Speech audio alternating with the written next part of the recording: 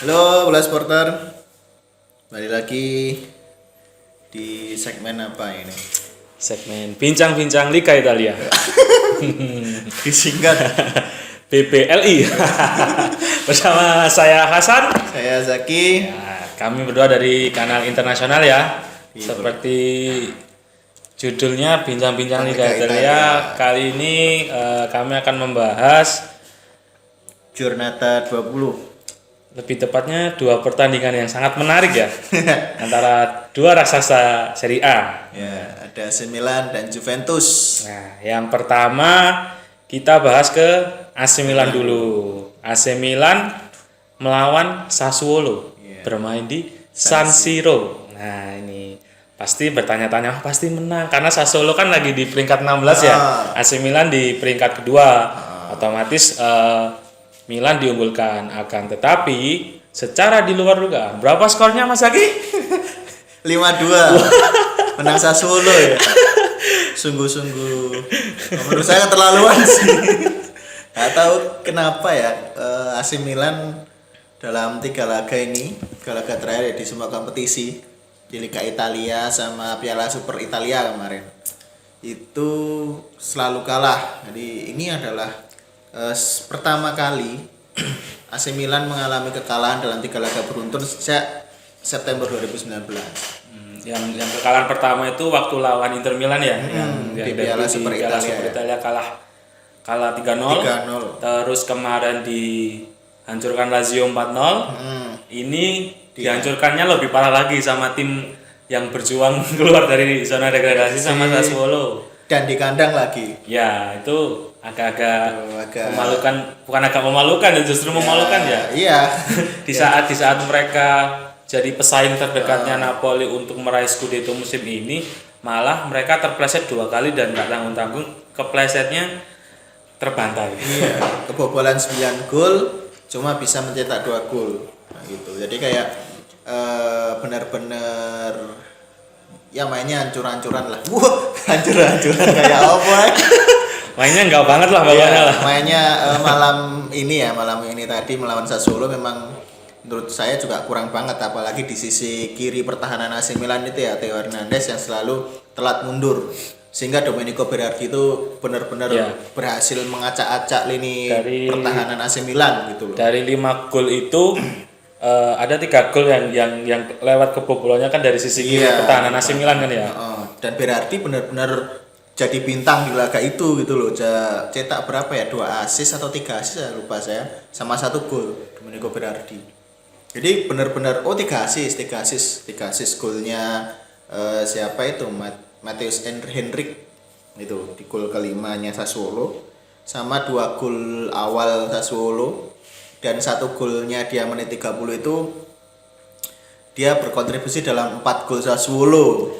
Dan Berardi kan di sisi kanan ya, otomatis berhadapan langsung dengan Theo Hernandez kayak itu. Memang Theo Hernandez ini agresif sih, tapi dalam laga ini mundurnya telat terus gitu loh. Padahal waktu kemarin kalah dari Lazio itu kan Theo nggak main ya. Nah, Itu kekalahan 4-0 itu dianggap mungkin karena yang biasanya jadi andalan si Theo Hernandez kan nggak main. Jadi dianggap wajar lah kalah dengan skor segitu. Ternyata sudah main pun ya memang memang gimana ya, mungkin taktiknya yang kebaca dan juga kesalahan personal dari Theo yang telat meng-cover pertahanannya sendiri. Jadi ada 3 gol yang berasal dari sisi kiri pertahanan AC Milan sendiri. iya benar. Apalagi beberapa pemain inti AC Milan juga nggak main sih, nggak masuk Iya. dalam susunan pemain. Rafael Leao kan nggak main ya? Main. dari awal. Oh, nggak main dari awal. Ya, dia Nggak, dicadangin. masuk jeda interval nggak salah, gantiin CDK ya. Ya kan itu udah ketinggalan 3-1 juga kan. Iya, itu Udah ketinggalan banget. Makanya baru masukin Rafael Leao. Iya benar. Terus di lini belakang itu Fikayo Tomori juga nggak masuk daftar pemain. Akhirnya si Stefano Pioli ini masang Matteo Gabbia sama Pierre Kalulu. Ya. Nah sebenarnya di cadangan itu ada Simon Kjaer. Tapi nggak tahu kenapa Stefano Pioli memilih Matteo Gabbia yang Kalau- mungkin secara pengalaman kurang lah ya kalau dibandingin Simon Tapi Kjaer. mungkin ya. kalau kita berkaca pada laga melawan Lazio kemarin ya itu kan Fikayo Tomori kan kena cedera di situ. Nah, digantikan sama Simon Kjaer. Nah, waktu Fikayo Tomo ditarik itu Milan masih ketinggalan 1-0. Nah, setelah digantikan sama Simon Kjaer, kebobolan lagi 3. Mungkin meskipun sudah dianggap sesepuh ya di Milan ya, karena kan udah lama juga. Mungkin untuk menghindari faktor keterlambatan usianya juga di atas 30 kan. Jadi mungkin meskipun pengalamannya banyak, tapi berkaca pada laga melawan Lazio yang kalah 4-0 itu, mungkin pertimbangannya usah coba-coba dulu lah. Jadi backup dulu aja biar nggak kejadian terulang. Ternyata malah terulangnya lebih banyak kebobolannya. 5 gol. Atau nggak biasa Pierre Kalulu. Terus di lini tengah juga Ismail Benacer absen. Nah, itu digantikan Radek Krunic, duet dengan Sandro Tonali. Nah, masalahnya kan di cadangan ini juga ada Tommaso Pobega kayak gitu. Tapi lagi-lagi memang kayaknya sih Pobega memang jadi pilihan kedua Pioli sih di tiap laga ya, sehingga kayak Pobega itu mesti masuk ketika pertandingan itu udah masuk menit-menit 60 70 kayak gitu, entah itu di sepertiga akhir lah ya. Menggantikan kalau pas ada Benacer itu juga kadang menenggang Benacer atau gantiin Tonali. Kayaknya tadi gantiin Krunic sih masuk kayak gitu. Leao juga baru masuk di babak kedua, terus sampai tadi itu juga masukin siapa ya? Banyak loh, pokoknya CDK bener-bener nggak kelihatan laga. Kayaknya ya mainnya nggak tahu ya gimana, sulit berkomentar mainnya AC Milan. Makanya kan rumornya ini kan ngincar Nicolo Zaniolo dari AS Roma kan, cuman AS Roma nggak mau ngelepas karena katanya nggak cocok harga. Tapi ya efeknya pas laga si Stefano Pioli kayaknya udah nyerah sama Scudetto deh. Gapnya kan sekarang hasil kekalahan ini itu buat AC Milan turun ke peringkat 5 ya dengan koleksi 37 poin. Gapnya 13 poin sama Napoli yang ngumpulin 50 poin dan Napoli juga berpotensi untuk nambah lagi kalau bisa ngalahin AS Roma di pekan ke-20 ini ya. Nah, komentarnya Pioli itu kayak merasa kayaknya udah harus melepas Scudetto deh, fokus ke Liga Champions. Iya sih. Padahal Liga Champions juga kan cukup sulit ya. Ketemu Tottenham Hotspur-nya Antonio Conte ya, meskipun di Liga Inggris juga Tottenham Spurs lagi angin-anginan ya, tapi patut diwaspadai juga. Maksudnya kan musim kemarin aja waktu sekembalinya udah lama nggak main di Champions kan dasar klasemen kan. Ini di babak 16 besar nanti ketemunya Tottenham. Ya mungkin bisa jadi duel dua tim pesakitan ya. Duel dua tim inkonsisten dan angin-anginan nih. Berarti emang perlu banyak evaluasi ya sebenarnya AC Milan nih ya. Kira-kira masalahnya apa sih di lini tengah kah, kalau di lini belakang kah? Atau memang perlu penyerang-penyerang fresh yang baru mungkin. Sebenarnya kan AC Milan masih punya ada Yacine Adli, terus juga ada Andi Rebic tadi main starter tapi ya begitu. Terus masih ada kemarin pemain-pemain muda yang dibeli kan, Aster Franz, cuman belum Malik Thiaw kayak belum gitu. bisa ini ya jadi kepercayaannya Pioli ya. Ya mungkin gitu ya, mungkin Pioli juga belum percaya dengan pemain-pemain muda Yacine Adli, Malik Thiaw dan Aster Franz mungkin, jadi kayak masih jarang-jarang.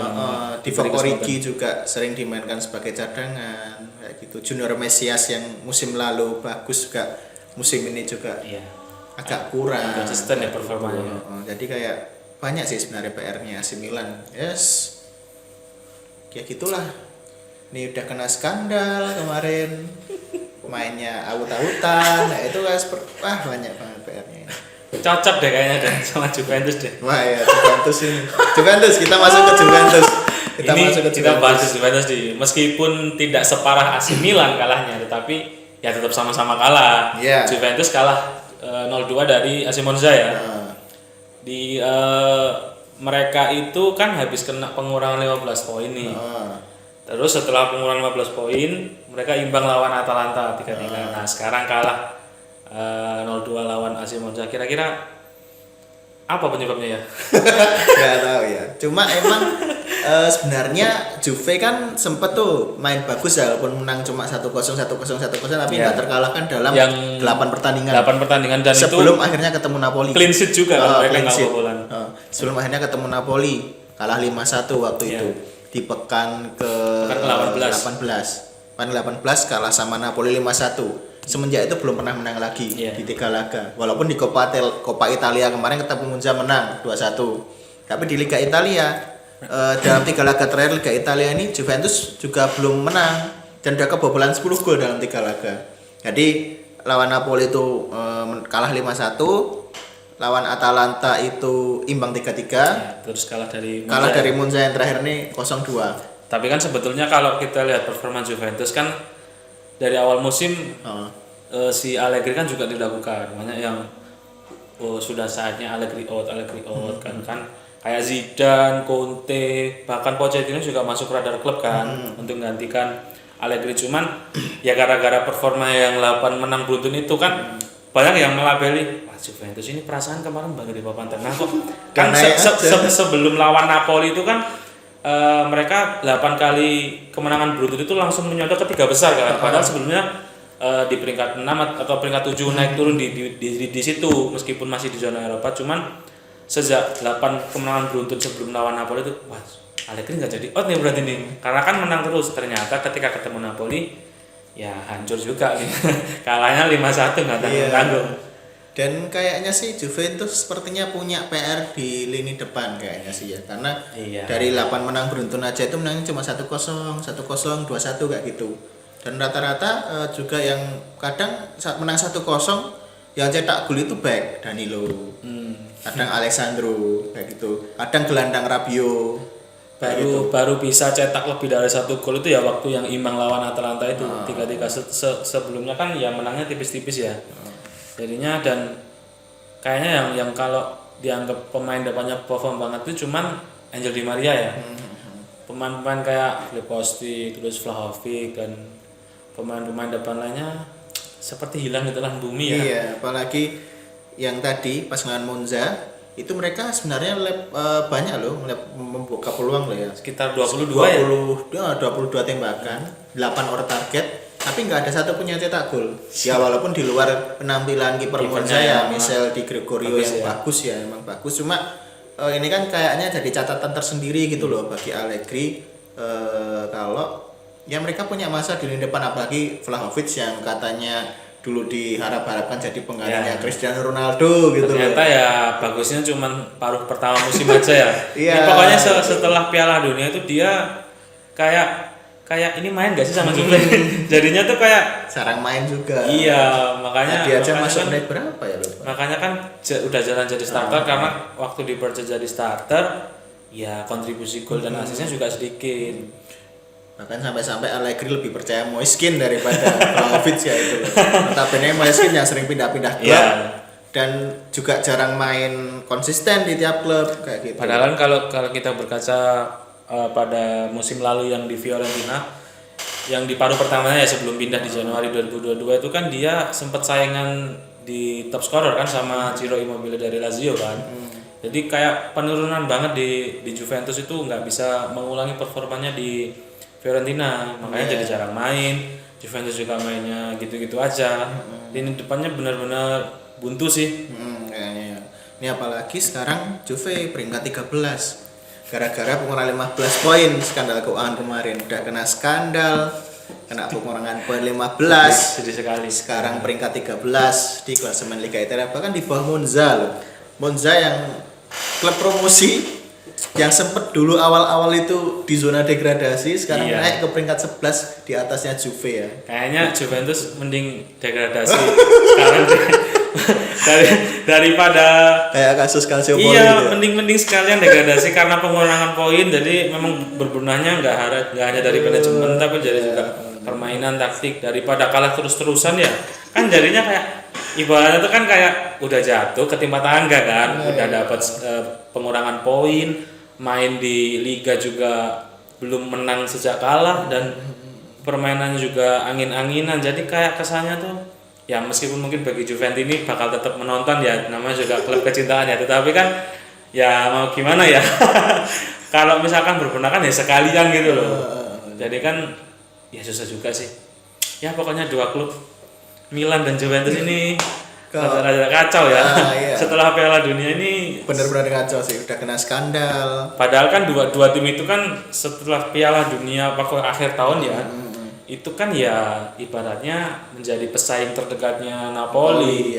Ya berarti dengan menurunnya performa Milan dan juga Juventus Ini kayaknya tahunnya Napoli juara ya.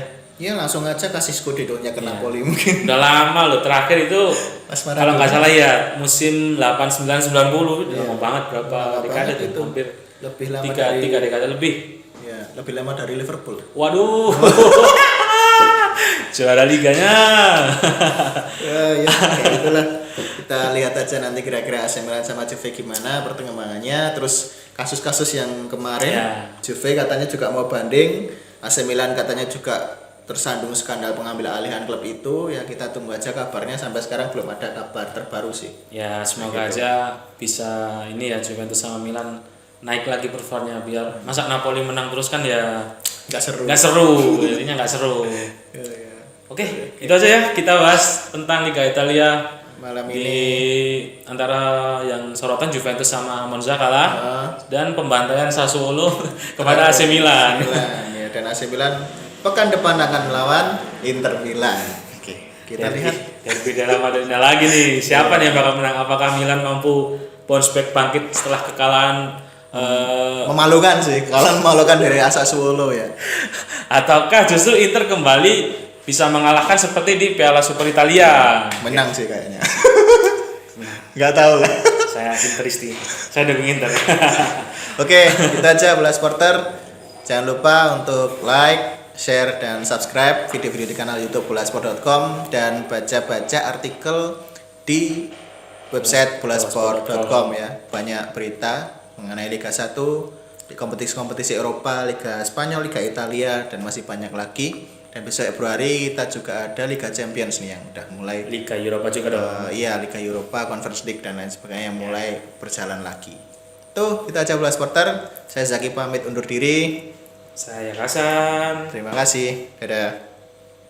Terima kasih sudah menonton. Silakan subscribe, like, dan jangan lupa komen di bawah ya Bola Spotter.